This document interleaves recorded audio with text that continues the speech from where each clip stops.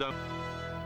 Good evening. The 9 o'clock news has learned that the Committee of Scientific Experts set up to advise the government on BSE, so-called mad cow disease, and its human equivalent, CJD, to recommend that all blood supplies should be treated to prevent any possibility of infection. But they stress that there's no evidence that CJD has ever been transferred in this way. Coincidentally, scientists in Switzerland say they're close to developing a test for both the animal and human forms of the disease, as our science correspondent James Wilkinson reports. There's no evidence that the new type of CJD can be passed on by blood, but experts are being ultra cautious. The disease has so far killed 22 people. 2 of them are known to have been blood donors. The National Blood Authority has recalled batches of blood products made from their blood, but they stressed it's only a precaution. Now the government is being urged to consider treating all blood in case there's a risk, however small. The advice comes from the government's advisory committee. But today, a new development may eventually mean blood could be tested to see if it contains the infectious agent which causes CJD. Scientists in Switzerland say they've taken a key step in developing a test for CJD and mad cow disease. It's a special antibody which can detect the presence of the infectious agent, called a prion protein. We have for the first time been able to develop a tool which directly recognizes prions, which are the infectious particle causing CJD or BSE. So now we have the chance to really develop sensitive diagnostics and hopefully maybe even therapeutics. If a test is developed, it would have important implications. With mad cow disease, it means that experts could detect infected cattle and just cull them, leaving the vast majority of healthy cattle untouched. It would also mean the ban on beef exports could be lifted. It also has important implications for humans. On the human side, it's possible that one might want to screen, for example, people who are donors of organs and even blood in the future. In that if they were incubating new variant CJD, obviously one wouldn't want to use their organs in that way. If a decision is taken to treat blood supplies, it would mean removing the white cells where the infectious agent might be.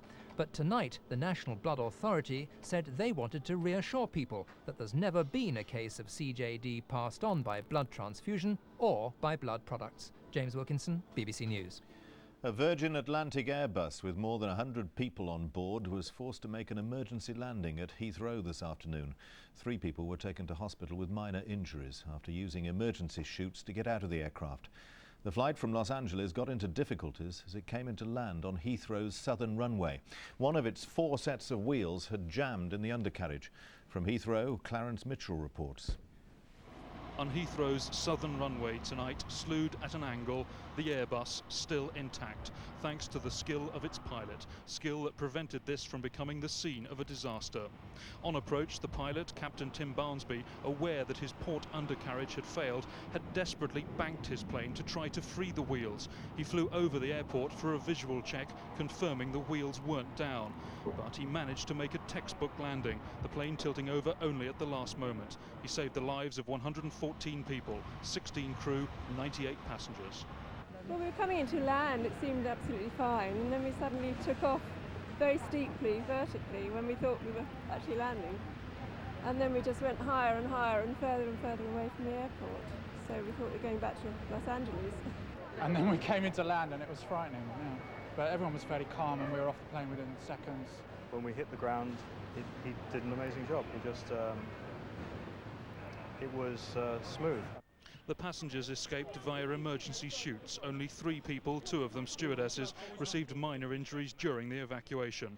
Passengers were taken to a special centre at Heathrow to be debriefed and reunited with relatives. The airline is calling the pilot a hero. I think both Captain Barnsby, his 2 first officers and the crew have really done a storming job today. They brought all the passengers back safely, and that's the most important thing. With the aircraft still being examined on the runway, flights were thrown into chaos as the airport was forced to operate on just 1 runway. It would be very helpful if passengers, if they don't need to come to the airport, please not to come. And then if they could, though, if they're travelling either this evening or tomorrow morning, if they could ring in first to their airlines, that would be very helpful. The Air Accident Investigation Branch immediately launched an inquiry into exactly what went wrong, as did the airline Virgin Atlantic itself. The disruption here at Heathrow will last for some time yet. Clarence Mitchell, BBC News at Heathrow Airport. A jury at the Old Bailey has listened to a tape recording of a police raid at a London hotel in which an IRA suspect was shot dead. It was made by MI5, who'd bugged the room as part of an operation against the men who police claim were an IRA gang. 4 men are denying conspiracy to cause explosions. The trial is now in its third week. 4 Irishmen denied conspiracy to cause explosions. During the arrests, a 5th man was shot dead by police, according to the prosecution, in tragic circumstances. The alleged IRA men had been under surveillance and a listening device planted in their room in a hotel annex. All of what happened during the early morning raid was recorded and played today. Officers who surrounded the building had been briefed and believed the suspects would use weapons. Firearms officers went up the path to the front door. Inside, they opened another door. It led to a hallway and to number 303. They planned to enter quietly with a passkey, but it didn't work. Instead, an enforcer, a small battering ram, was used, but it bounced off the lock and smashed a hole in the door. CS gas cartridges were fired inside.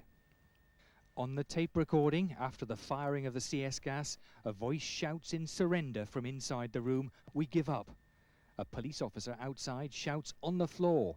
From inside there are several cries of "Whoa, whoa."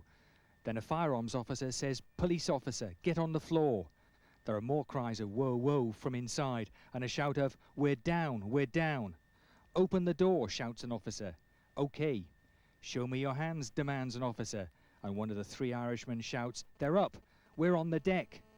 After more shouted orders and replies of "Okay, okay," there's the sound of 2 shots being fired into the room by police. One of the Irishmen shouts in shocked surprise, and then there's a quick burst of more police gunfire. The man shot dead, Dermot O'Neill, and the 2 others with him had no guns in room 303. The officer who fired the fatal shots, identified only as Kilo, said he'd feared for his life. Under cross-examination, he insisted he'd heard no one inside the room shouting that they were giving themselves up. After the tape recording was played, he repeated that he'd heard nothing from inside. The trial is expected to last until December. Graham McLagan, BBC News at the Old Bailey. Ministers have been explaining why they've decided to exempt Formula One motor racing from the ban on tobacco sponsorship. Anti-smoking groups have accused the government of a climb down, and the European Commission says it may now be impossible to ban tobacco advertising and sponsorship across Europe. Social Affairs editor Neil Dixon reports. Like millions of smokers, Formula One has become dependent on tobacco, in its case to the tune of £100 million a year. The sport could prosper without converting cars into cigarette packets on wheels, but its governing body says a ban could see Grand Prix races moving away from Europe.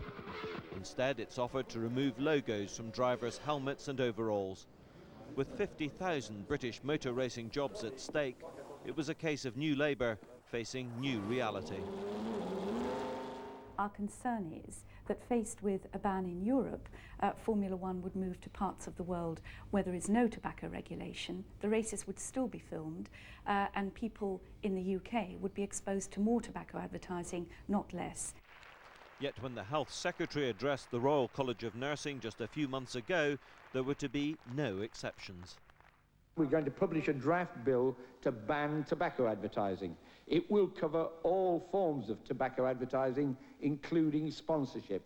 I think it's really extraordinarily humiliating about turn for the government. It was in their manifesto that we're going to ban tobacco advertising. Frank Dobson made a speech in May to the Royal College of Nursing saying this will include sports sponsorship, include Formula One. Tony Banks said the same thing, and now here we are a few months later with an absolute reversal of that policy. It's hard to prove that advertising encourages people to start smoking, but cigarettes kill 120,000 Britons a year, and the industry needs new smokers to replace them. Anti-smoking groups believe today's concession by the government was unnecessary. I think the government has been forced down here. I think the government should have called the bluff of the tobacco industry and Formula One and said, we want to see Formula One can survive without tobacco. And not surprisingly, other sports which rely on tobacco sponsors are demanding that they should also be treated as special cases. In Brussels, to dismay, the Commission was relying on the new British government to support a Europe-wide ban on all forms of advertising. Now they say that's at risk.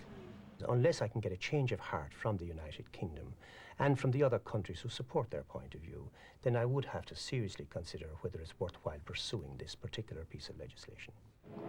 But whatever happens in Europe now, the days when smoking was promoted as socially acceptable are gone.